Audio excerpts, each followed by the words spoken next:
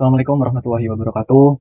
Kami dari kelompok 2, kelas analisis multivariat A, akan mencoba untuk memberikan tutorial tentang pengolahan data untuk pemenuhan mini project UTS tugas kelompok kami dengan judul yang akan kami teliti. Sebelumnya perkenalkan, kami dari kelompok 2 terdapat 5 anggota. Yang pertama adalah Aulia Rizka Arifinda, NPM 163, yang kedua ada Ahmad Fahmi Nurdianto, NPM 166, yang ketiga ada Rizka Fadia Siwi, NPM 181, dan yang keempat ada Bobi Yudo Anggoro, NPM 194, dan yang kelima ada Sarah Regina Simatupang, NPM 253.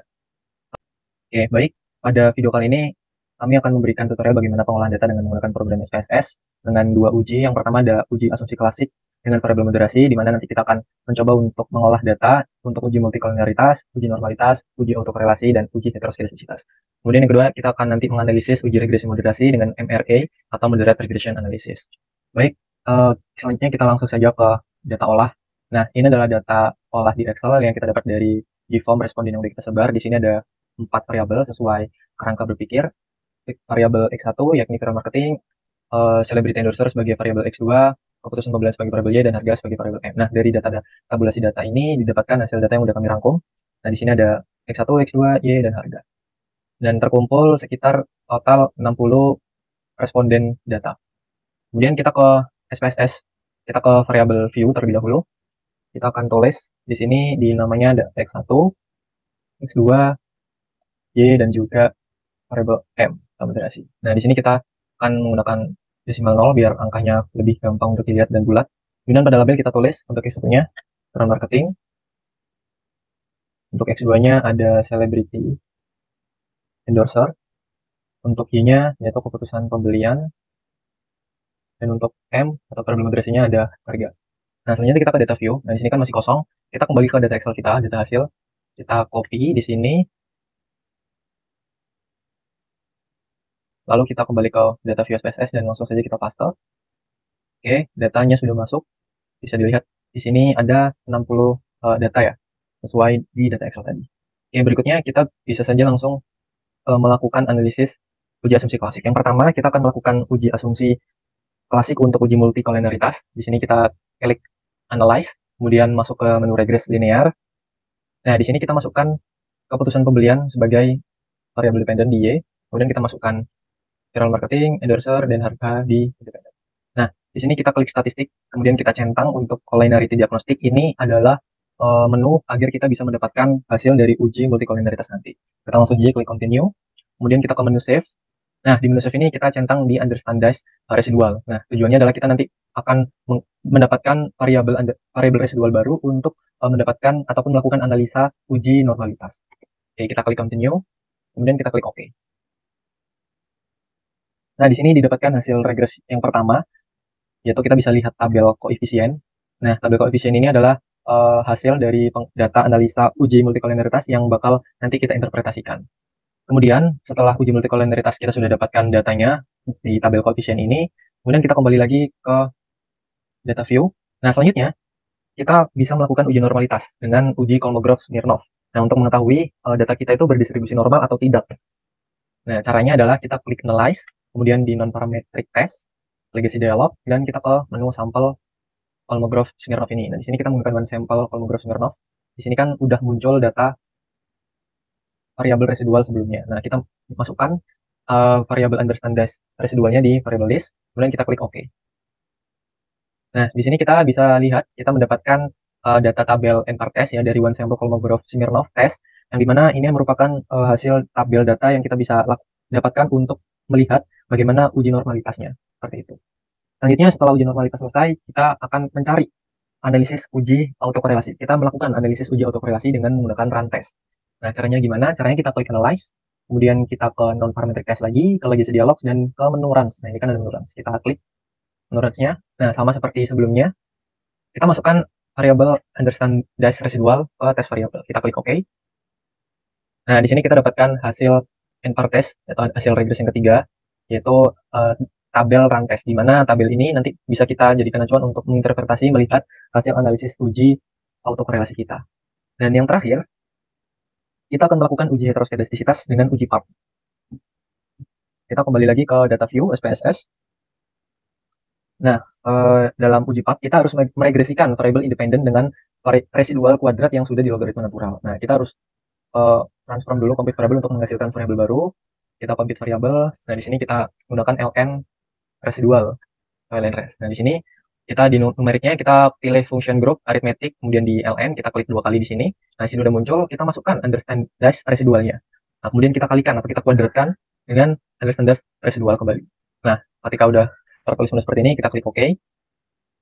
Dan di sini di data view kita akan mendapatkan variabel nres. Nah, variabel ini nanti bisa kita gunakan untuk menganalisis uji heteroskedastisitas dengan uji Park. Caranya adalah kita kembali ke menu analyze, kemudian kita di menu regress, linear. Nah, sebelumnya kita reset dulu. Nah, kita masukkan lnres-nya sebagai variabel dependent. Kemudian untuk independennya kita isi X1, X2, dan variabel moderasi. Nah, kemudian kita klik OK. Nah, di sini kita mendapatkan data regresi yang keempat, yaitu data analisis dari uji heteroskedastisitas yang kita lakukan dengan uji PAK. Di sini kita dapatkan tabel uji koefisien, yang dimana nanti kita gunakan untuk menginterpretasikan bagaimana hasil uji heteroskedastisitas dari penelitian kita. Baik, setelah melakukan analisis data dengan menggunakan SPSS untuk uji asumsi klasik pada variabel moderasi, dalam analisis regresi, selanjutnya kita bisa melakukan interpretasi hasil uji asumsi klasiknya. Nah, di sini yang pertama, kita bisa menginterpretasikan hasil uji multikoliniaritasnya. Kita bisa lihat di mana kriteria dalam pengambilan keputusan uji multikoliniaritas adalah jika nilai toleransi itu lebih besar dari 0,1 dan nilai FIV kurang dari 10. Maka berkesimpulan tidak terjadi gejala multikoliniaritas antar variabel independen. Nah, di sini kita bisa lihat ada tabel koefisien yang kita dapatkan dari hasil pengolahan data SPSS yang sudah kita lakukan. Bisa dilihat nilai toleransi untuk variabel viral marketing X1 itu sebesar 0,524 yang merupakan kurang dari 0, lebih besar dari 0,1. Begitupun dengan X2 dan variabel M masing-masing 0,550, 0,635 yang lebih besar dari 0,1. Kemudian kita lihat nilai VIV-nya di tabel VIV itu untuk X1-nya atau variabel viral marketing 1,907 yang berarti kurang dari 10, untuk X2-nya 1,817 yang berarti kurang dari 10, dan untuk variabel moderasinya 1,576 yang berarti kurang dari 10. Maka dapat disimpulkan bahwasanya pada penelitian ini tidak terjadi gejala multikolinearitas antar variabel independen karena nilai toleransi yang didapat itu lebih besar dari 0,1 dan nilai VIV-nya itu lebih kecil dari 10. Kemudian kita lanjut ke uji normalitas.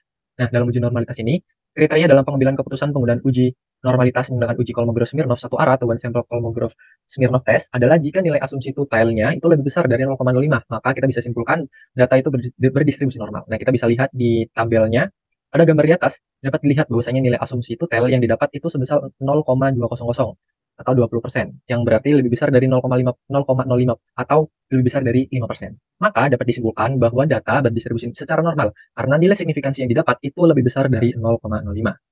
Selanjutnya kita lanjut ke interpretasi uji autokorelasi, di mana kriteria dalam pengambilan penggunaan keputusan uji autokorelasi menggunakan keputusan run test adalah jika nilai asumsi tutelnya itu lebih besar dari 0,05, maka berkesimpulan data tidak terjadi gejala autokorelasi. Nah, di sini di tabel run test bisa kita dapatkan bahwasanya nilai asumsi tutelnya itu 0,193 yang berarti lebih besar dari 0,05, 19,3%, lebih besar dari 5%. Maka dapat disimpulkan bahwa data tidak terjadi gejala autokorelasi karena nilai signifikansi yang didapat itu lebih besar dari 0,05 atau lebih besar dari 5%. Kemudian ada uji heteroskedastisitas, di mana dalam kriteria pengambilan penggunaan keputusan uji heteroskedastisitas dengan part test adalah jika nilai signifikansi lebih besar dari 0,05 maka berkesimpulan data tidak terjadi gejala heteroskedastisitas. Dari sini pada gambar bisa kita lihat pada tabel bahwa nilai signifikansi variabel viral marketing 0,879, nilai signifikansi variabel celebrity endorser 0,767, dan nilai signifikansi variabel harga 0,099, di mana ketiganya itu lebih besar dari 0,05 atau lebih besar dari 5%. Maka dapat disimpulkan bahwasanya pada penelitian kali ini itu tidak terjadi gejala heteroskedastisitas atau asumsi uji heteroskedastisitasnya sudah terpenuhi karena nilai signifikansi yang didapat lebih besar dari 0,05. Nah, itu tadi adalah interpretasi dari pengolahan uji asumsi klasik dengan variabel moderasi. Berikutnya, kita akan melakukan pengolahan data untuk MRA, untuk uji asumsi, uji regresi moderasi MRA, moderator regresi analisis, atau MRA yang akan dijelaskan oleh teman saya. Baik, pada kesempatan kali ini saya akan membuat tutorial bagaimana cara analisis regresi moderasi. Oke, langsung kita masuk ke analyze, kemudian masuk ke regresi linear.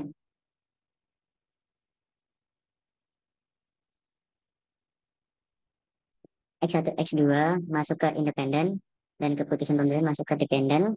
Langsung kita klik aja OK. Ini hasil outputnya. Nanti kita akan pakai hasilnya di koefisien dan ada sumarinya. Kemudian kita uji dulu persamaan selanjutnya. kita ke transform compute variable, kemudian kita tulis x1m, karena kita akan membuat x1 dikali m, x1 kali m, jangan lupa dikasih perkalian bintang, kita klik OK, kemudian kita masuk lagi untuk x2m, kita berarti x2 masuk, dan dikali m, klik OK. Nah, kita lihat di sini langsung ada x1 dan x2, kemudian kita langsung uji yang berikutnya yaitu regresi linear. Kemudian untuk variabel independen kita coba masukkan yaitu M moderasi harga dan X1M dan X2M di independen. Jadi di independen ada 5 variabel. Kemudian kita klik OK. Nah, di sini kita keluar hasil outputnya. Kemudian kita copy model sumari koefisien regresi pertama dan regresi kedua yaitu model sumari dan juga koefisien juga. Oke, maka akan terbentuk hasil MRA pada regresi pertama. Diketahui nilai signifikansi variabel viral marketing sebesar 0,04, maka berkesimpulan bahwa variabel viral marketing berpengaruh signifikan terhadap variabel keputusan pembelian. Diketahui nilai signifikansi variabel celebrity endorser sebesar 0,03 kurang dari 0,05, maka berkesimpulan bahwa variabel celebrity endorser berpengaruh signifikan terhadap variabel keputusan. Kemudian ada model summary, diketahui nilai R square sebesar 0,471, maka memiliki arti bahwa sumbangan pengaruh variabel marketing X1 dan celebrity endorser X2 terhadap variabel keputusan pembelian Y sebesar 47,1%. Kemudian hasil regresi yang kedua, diketahui nilai signifikansi variabel interaksi antara viral marketing dengan harga sebesar 0,719, lebih dari 0,05. Maka berkesimpulan bahwa variabel harga moderasi tidak mampu memoderasi pengaruh variabel marketing terhadap variabel keputusan pembelian. Diketahui nilai signifikansi variabel interaksi antara celebrity endorser dengan harga sebesar 0,845 lebih dari 0,05, maka berkesimpulan bahwa variabel harga tidak mampu memoderasi pengaruh variabel celebrity endorser terhadap variabel keputusan pembelian. Kemudian model summary, diketahui nilai R square sebesar 0,536, maka memiliki arti bahwa sumbangan pengaruh variabel viral marketing X1 dan celebrity endorser X2 terhadap variabel keputusan pembelian Y setelah adanya variabel harga M sebesar 53,6%. Baik, mungkin cukup sekian tutorial pengolahan data SPSS dari kelompok 2 dari kelompok kami. Kurang lebihnya kami mohon maaf. Terima kasih atas perhatiannya. Wassalamualaikum warahmatullahi wabarakatuh.